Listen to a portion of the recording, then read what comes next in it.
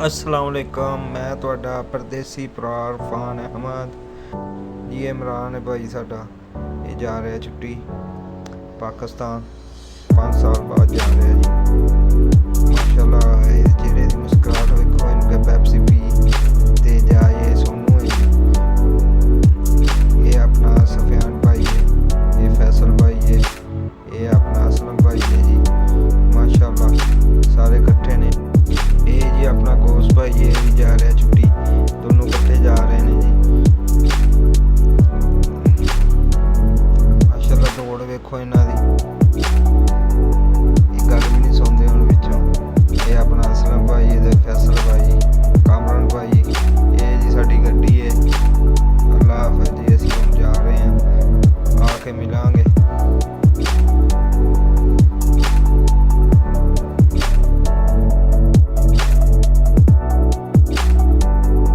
घर तो 140 किलोमीटर दूर आ गए हैं, बाकी इंशाल्लाह 50 किलोमीटर 60 है वो एयरपोर्ट रह गया। 50 तो 60 किलोमीटर है पहाड़ी है जी। इतने अगे थोड़ी जी तफ्तीश है, यानी कि इन होना में अपना रियाज सिटी दे विच वो लगनी है, अपना चौंकी लगती है इतने बहुत बड़ी।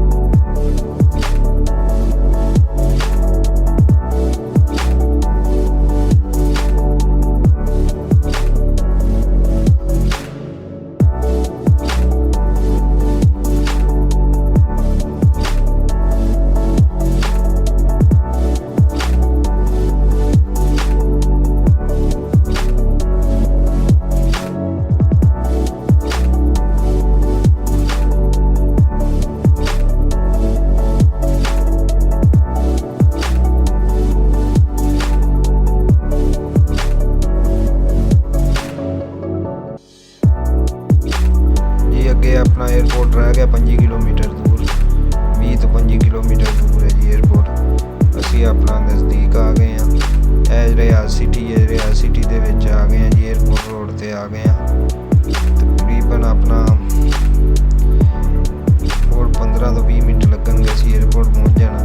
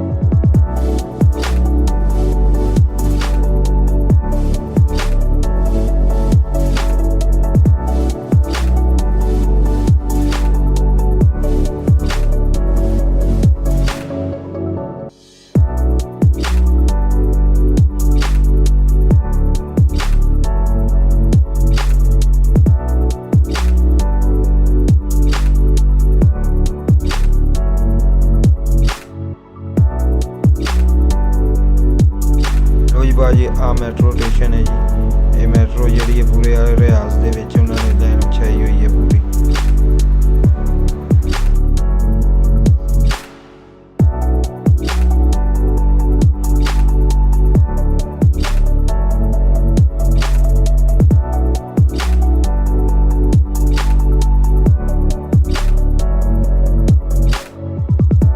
ਲੋ ਜੀ ਅਸੀਂ ਪਹੁੰਚ ਗਏ ਆਪਣਾ ਰਿਆਜ਼ 에ਅਰਪੋਰਟ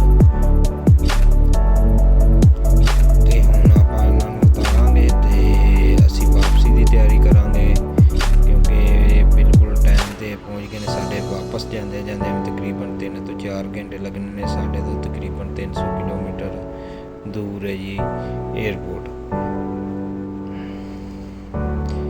ਚਲੋ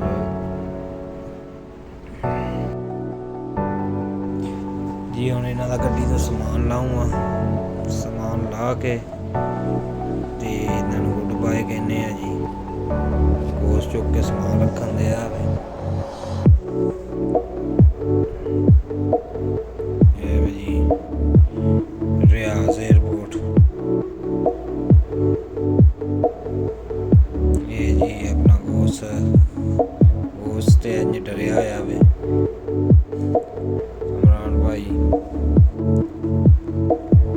ਨੀ ਮਿਲਣ ਦੇ ਨੇ। ਹੁਣ ਲਾਈਸਪੁਰ ਦਾ ਆਪਾਂ ਹੁਣ ਇਹਨੂੰ ਛੱਡ ਕੇ ਤੇ ਜਾ ਰਹੇ ਹਾਂ। ਅੱਲਾ ਖੈਰ ਰੱਖੇ। ਇਹ ਵੀ ਜੀ ਇਮਰਾਨ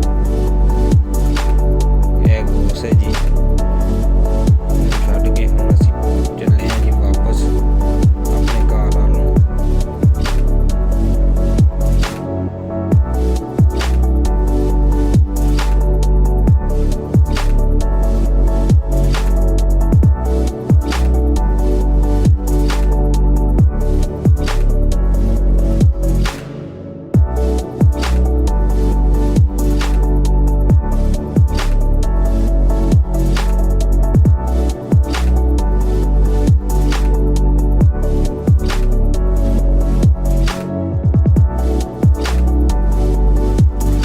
ਇਹ ਮਹਾਤਾ ਜਜ਼ਾਲਾ ਆ ਗਿਆ ਜੀ। ਇੱਥੇ ਹੁਣ ਅਸੀਂ ਖਾਵਾਂਗੇ ਖਾਣਾ। ਅਸੀਂ ਵਾਪਸੀ ਆ ਗਏ ਹਾਂ ਇਮਰਾਨ ਨੂੰ ਛੱਡ ਕੇ ਤੇ ਕੋਸ ਬਾਈ ਨੂੰ ਛੱਡ ਕੇ। ਇੱਥੇ ਅਸੀਂ ਇਹਨਾਂ ਖਾਵਾਂਗੇ ਖਾਣਾ ਖਾ ਕੇ ਤੇ ਫਿਰ ਆਪਣਾ ਥੋੜੀ ਜਿਹੀ ਰੈਸਟ ਕਰਕੇ ਤੇ ਅਸੀਂ ਚੱਲਾਂਗੇ ਵਾਪਸ। ਇਹ ਮੱਕੇ ਰੋਡ ਤੇ ਵੇ ਜੀ।